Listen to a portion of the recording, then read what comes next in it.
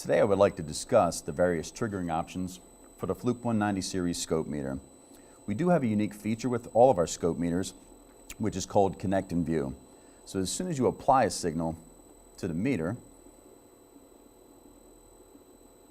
it will seek it out and give you at least 3 divisions of deflection on the screen and set your amplitude and your time base automatically.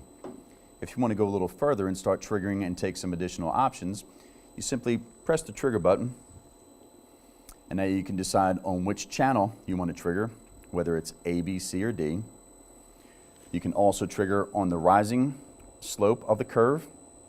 You can trigger on the falling slope of the curve, or you can pick the point of crossover as your trigger point. You can also go from an auto level. If you wanted to trigger at a specific location on the curve, you would go into manual mode, allowing you to make adjustments as to exactly where your waveform is going to trigger. You have additional options by depressing the F4 key, and these are for specific applications. So once again, we can go back into automatic. We can also choose to trigger on edges. We can also go in and trigger from a video signal on your A input, and from there we can select the respective type of video, whether it's PAL or NTSC or any option that is available.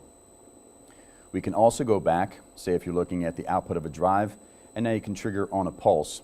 And by selecting that, you can select your positive or negative pulse, the transition time, the pulse width, enabling you to get the best display on your scope meter at all times.